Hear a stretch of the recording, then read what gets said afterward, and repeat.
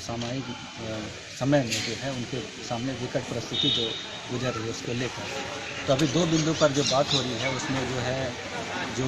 Schedule tribe का जो caste certificate बन रहा है और आवासीय सर्टिफिकेट बन रहा है उसको लेकर है कि वो 1 साल का वैलिड के हिसाब से बन रहा है कास्ट सर्टिफिकेट जो पिछले सरकार के द्वारा चालू किया गया है। तो हमारा ये कहना है कि कास्ट सर्टिफिकेट किसी का एक बार जब बन जाता है तो 1 साल में वो बदलता नहीं है। तो इस तरीके का जो कानूनी पेचीदगी जो यहाँ पे दिखाया जा रहा है, किया जा रहा है, तो किसी न किसी तरीके से षड्यंत्र है कि यहाँ के लोग जो है, बच्चे जो है नियोजन में नहीं जाए और वो सर्टिफिकेट बनाने के पचड़े में ही पड़े रहे, ना स्कॉलरशिप का फॉर्म भर पाए, ना तो नियोजन में नौकरी ले पाए। इस तरह का षड्यंत्र यहाँ पर चला जा रहा है। तो इसी को लेकर एक बैठक हो रही है। और दूसरी बात है कि जो आदिवासियों की जो ज़मीन है, ज़मीन का जो मामला है, किस तरीके से उनका जो ज़मीन है उनके हाथों से जा रहा है, उसको भी लेकर बहुत गंभीर स्थिति झारखंड राज्य में बनती जा रही है। और 4000 से ज़्यादा दखल दिहानी के जो ज़मीन है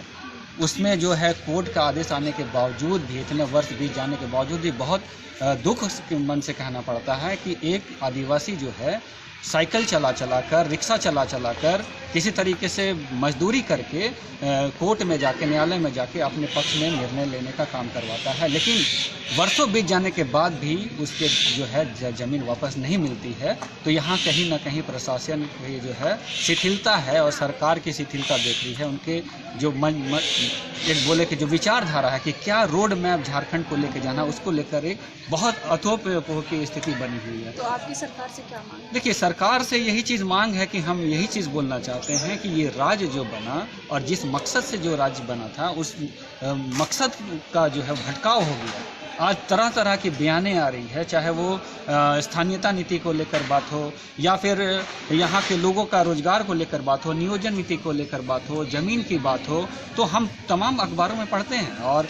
तमाम न्यूज़ चैनलों में भी देख रहे हैं कि एक छोटा सा अदना जो राजस्व कर्मचारी होता है अरबों की संपत्ति यहाँ पर बना लेता है और मनचाहा ब्लॉक में वो जाकर काम करता है, उसको हटाने वाला भी यहाँ कोई नहीं है। तो हम ये चीज़ बोलना चाहते हैं कि किस तरह का व्यवस्था झारखंड राज्य में चल रहा है। गैर मजुरवा ज़मीन, आदिवासियों की सामाजिक ज़मीन, मसना की ज़मीन, सरना की ज़मीन, दसावली की ज़मीन, सभी तरह के ज़मीनों को जब यहाँ से लूट लिया जाएगा तो आदिवासी करेंगे क्या? तो हम तो बहुत बड़ा प्रश्न यहाँ पे पूछना चाहते हैं कि मीनू मसानी ने 1953 में बोला था poverty in the land of plenty. तो यहाँ पर जो बहुलता थी आदिवासियों की ज़मीन की, तो क्या ऐसे हालात बन गए हैं आज कि उनको गरीबी का दंश झेलना पड़ रहा है। पलायन इस राज्य से सबसे ज़्यादा हो रहा है, कुपोषित बच्चे हो रहे हैं, एनीमिक महिलाएं हो रही है। तो ये तो विडंबना की बात है। ऐसे राज्य का कल्पना हम लोगों ने नहीं किया था और इसको लेकर अब हम मुखर होने जा रहे हैं और इन तमाम बिंदुओं पर जो है हम लोग बात करने जा रहे हैं कि किस तरीके से, जैसे CNT का मामला है तो CNT में थाना का बाध्यता है, जिला का बाध्यता है,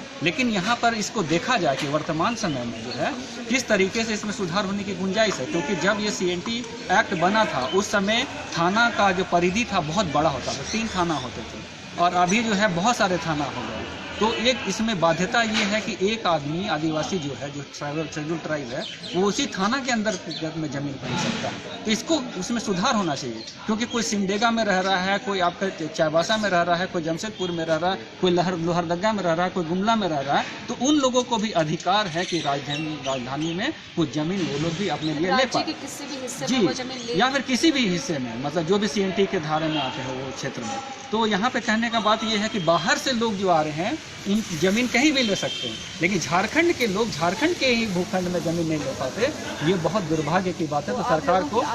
तो सरकार को इसमें सोचना पड़ेगा कि वर्तमान में जो हालात हैं उसको किस तरीके से सुधारा जाए। यहाँ की जो मनोदशा यहाँ के आदिवासियों की बनी है, चाहे वो ज़मीन की बात हो, भाषा परंपरा की बात हो, तो वो सारी चीज़ें हैं जिसको लेकर यहाँ पर बात हो रही है। और यही इसीलिए आज जो है समस्त आदिवासी संगठनों का कोऑर्डिनेशन कमेटी की एक बैठक हो रही है और इन तमाम बिंदुओं पर चर्चा किया जा रहा है कि किस तरीके से हम अपने बातों को इस तरीके से पटल में रखें कि सरकार तक हमारी आवाज़ जाए और हम किसी भी कीमत पर जो है अपनी आवाज़ को उठाने का काम करेंगे और सरकार को मनवाने का काम करेंगे।